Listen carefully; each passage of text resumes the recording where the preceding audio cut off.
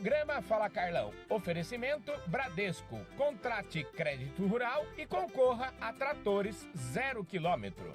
Olá, pessoal. Este é mais um Fala Carlão. E o Fala Carlão, você já sabe, é sempre na prateleira de cima do agronegócio brasileiro. O meu convidado de hoje, novinho assim que vocês estão vendo, mas ele é um craque, já tem muita experiência aqui no nosso agronegócio. Eu estou falando do Renato Silva. O Renato é o seguinte, ele é o CEO, presidente da Valmont. A Valmont é líder mundial de irrigação e a sede da Valmont fica lá, aqui no Brasil, fica lá em Uberaba, que é a capital mundial do zebu, onde vocês sabem, eu já estive muitas e muitas vezes. Então, é uma honra muito grande receber aqui o Renato. Fazia tempo que eu estava querendo ter esse papo com ele. Renato, obrigado pela sua presença aqui no Fala Carlão, viu? Fala, Carlão. Eu que agradeço o convite. Para mim é um prazer e uma honra ter esse momento aqui contigo. Você que já entrevistou tantas pessoas importantes do agronegócio brasileiro, colegas, amigos, clientes. Então, para mim é uma honra e eu fico muito agradecido pelo convite e vai ser um prazer bater esse papo contigo. E eu sempre começo aqui com a minha fórmula tradicional. Quero saber onde é que esse caboclo nasceu, como é que foi a sua infância, quem eram os seus pais, como é que você foi educado? Conta aí para nós. Pô, que legal, Carlão. Então, eu venho do... Meu pai e minha mãe são cariocas, né, da Zona Norte, ali do Rio, do Iapeí da Penha, Bom Sucesso, aquela região. Uhum. E eles cresceram lá e meio que conquistaram o mundo, né? Meu pai trabalhou 30 anos na IBM, ele começou como técnico, teve todo um processo de evolução dentro da corporação, morou fora 3 vezes, né? E uma delas, inclusive, minha irmã nasceu lá. E depois desses 30 anos, saiu com uma posição de liderança interessante, ele liderou outras 2 corporações, e a minha mãe sempre em casa, né? Tomando conta dos filhos, nós somos 4 irmãos. Hoje eu reconheço o peso e a importância dela, né? Até porque a minha esposa hoje vem fazendo esse papel e eu sou muito grato de ter isso. Mas então, esse é um pouquinho da minha história. Quanto à formação, Carlão, eu sou engenheiro mecânico de formação. Eu caí no agro por ocasião, porque meu pai, apesar de ter se mudado muito, sempre em cidades, né, maiores, mas quando eu me formei em Curitiba, eu tive a oportunidade de entrar no grupo CNH. Inclusive, você já entrevistou vários executivos de lá, e lá as coisas aconteceram muito rápido. Eu mudei bastante de posições, eu comecei como serviço, peça, comercial de máquina, depois eu virei gerente nacional de peça, depois eu fui convidado para participar de um processo com um fundo de investimento chamado Pampa Capital, um fundo argentino, um fundo relativamente pequeno, uma capitalização de 350 milhões de dólares. E depois eu tive a possibilidade, né, o convite para participar do processo seletivo para liderar a Valmont aqui no mercado brasileiro. E aqui eu estou nos últimos 5 anos. Ô, Renato, deixa eu te falar, você está eu diria o seguinte, eu gosto muito do Paulinelli, aliás, o mundo inteiro gosta do Paulinelli, e o Paulinelli, o único pessoal que ainda não deu certo, mas vai dar, se Deus quiser, ele vai ganhar o Prêmio Nobel da Paz um dia desses. E ele fala que para a gente fazer jus e poder produzir todo o alimento que se espera que o Brasil produza aí nos próximos anos, um dos pilares, ele fala em vários pilares, mas um dos pilares que ele coloca é o pilar da irrigação. Então, Renato, eu acho que você está no lugar certo na hora certa, não é não? É verdade. Seguramente eu estou sim. Na verdade, prazer você mencionar o Alisson Paulinelli. O Alisson Paulinelli, para mim, é uma referência. A gente trabalhou fortemente, seja via Valmont ou Abimac, para que a exposição e o reconhecimento à história dele ocorresse. Eu acho que mesmo a gente não ganhando, eu acho que ele ganhou em todos os aspectos, o setor ganhou, o agro brasileiro ganhou. Então, uma menção especial ao Alisson, um amigo e um grande professor. Sem dúvida, Carlão, se você olhar a irrigação, no Brasil, né, ela começou, apesar de ser uma tecnologia lá de 6.000 anos antes de Cristo, você pega a irrigação no Brasil, ela vem ainda numa forma gradativa, né? E se você considerar que a gente tem aí 8 milhões de hectares irrigados, se você olhar em termos de pivô central, o mundo tem 550, 570 mil pivôs centrais instalados. Os Estados Unidos tem 50% disso. Mas você pega, por exemplo, a África do Sul, tem 42 mil pivôs instalados. Você pega a Espanha, 17, a França, 13, e o Brasil, com seus 27, né, mil pivô instalado a nível Brasil. Então, sem dúvida alguma, a irrigação ela intensifica a produção na mesma área, né? Então, ela tem um aspecto do meio ambiente muito forte, porque você evita a necessidade de abertura de novas áreas, né? Porque você, ao invés de fazer uma safra, como se faz em clima temperado, ou 2 aqui, dependendo da região, você passa a fazer 3 a 5 safras em 2 anos. Eu sou muito esperançoso, eu acho que, independente da irrigação, que eu vejo que tem um potencial de crescimento muito interessante, o agronegócio brasileiro, acima de tudo, é o que vai alimentar o mundo. Cada dia que passa, para mim está muito claro isso. E eu te digo por quê. Primeiro, porque a gente tem 14% da água potável do mundo, sem considerar que os aquíferos que a gente tem, que a gente não utiliza. A gente tem área, certo? Hoje a gente planta, e aqui eu não digo em abrir novas áreas, não, tá? Tem um estudo do professor Durval, ali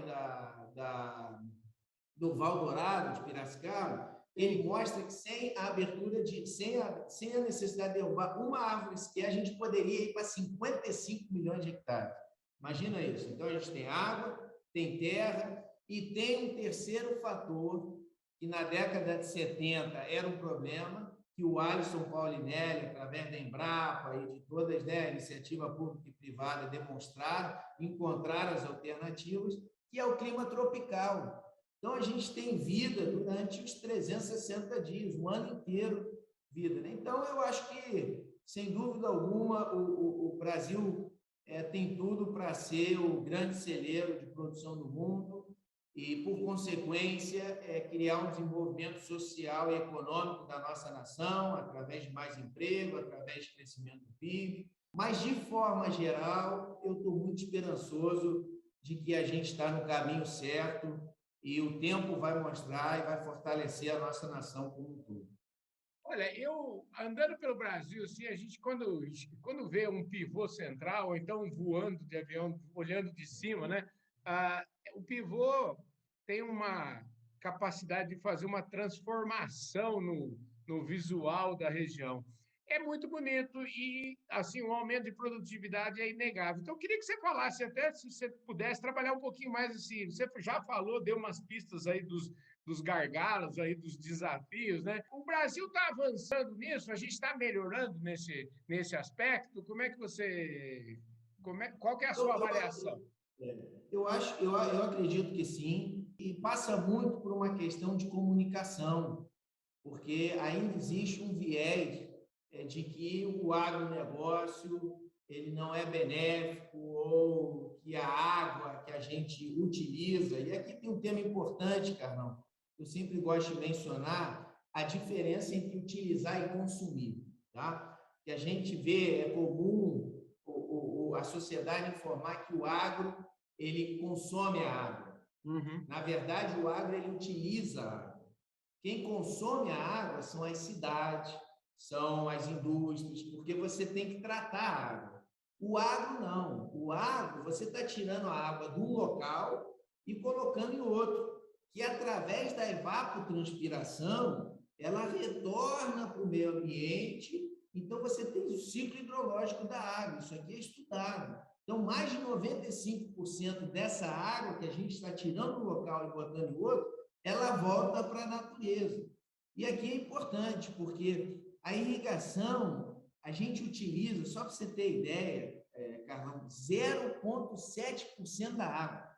O resto dessa água toda ela vai para o mar.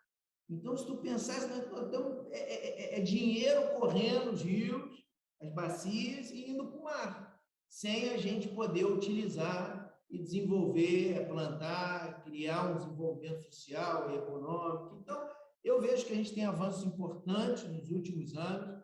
Talvez o maior desafio agora, que o Ministério do Desenvolvimento Regional, o Ministério da Agricultura vem trabalhando, e a gente tem alguns avanços já em termos de ajuste já com relação às barragens, né? Então, e aqui eu não estou falando de grandes barragens, são pequenas barragens para você reter a água, para ela não ir para o mar, para você utilizar essa água em momentos de seca ou de menor vazão dos rios, né? Então, eu acho que a gente está tendo alguns avanços importantes e de novo, eu estou bastante esperançoso de que a gente vai crescer em patamares muito maiores.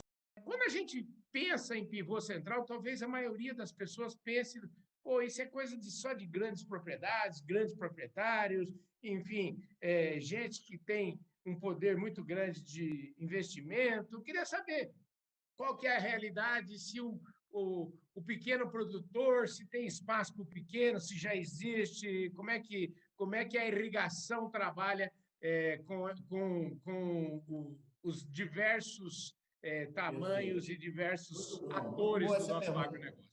Carlão, é verdade que a irrigação via pivô central ela começou inicialmente com grandes produtores, mas hoje já se democratizou muito a tecnologia, sabe? Então, se você comparar lá atrás um pivô central em termos de custo versus hoje, ele já está muito mais acessível, tá? E esse é um desafio das indústrias, a Valmont vem trabalhando muito forte em cima disso, para que a gente possa democratizar mais essa tecnologia e atender, sim, os pequenos produtores, né? Então, a gente tem algumas iniciativas de compartilhamento de pivô por grupos de família na Bahia. A gente está buscando alternativas para que essa tecnologia, tão importante para a produção de alimento, e mais do que da produção, sabe, Carlão? A gente diz que a irrigação ela é um seguro.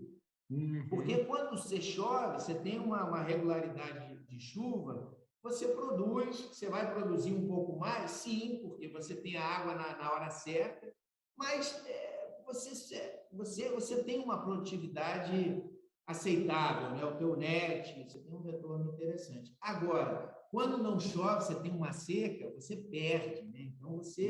Então a gente diz que a irrigação é um seguro para o produtor, né? Então, essa tecnologia a gente quer que o pequeno produtor ele tenha acesso, sim, e nós estamos trabalhando cada dia mais para tornar essa tecnologia mais acessível. Maravilha! Olha só, gente, nunca foi tão oportuno, né? A gente está falando aqui, a gente está vivendo um ano complicado aí em termos de chuva, né? A gente sabe disso. Então, olha, Renato, eu agradeço imensamente a sua presença aqui. Eu acho que você esclareceu um monte de ponto.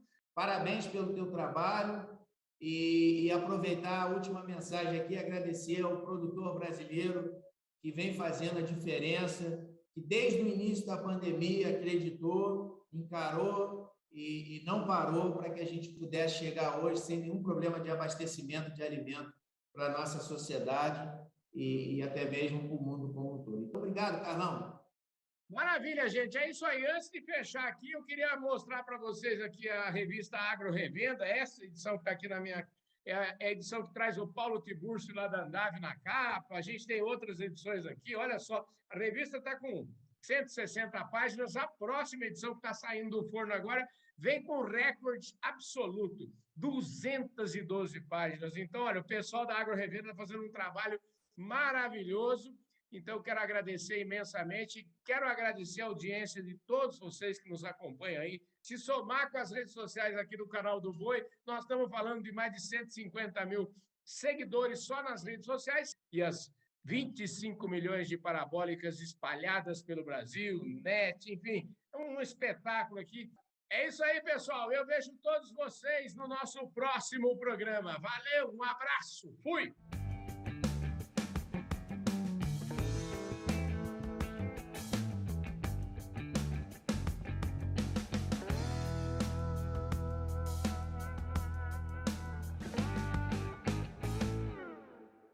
Programa Fala Carlão. Oferecimento Bradesco. Contrate crédito rural e concorra a tratores 0 km.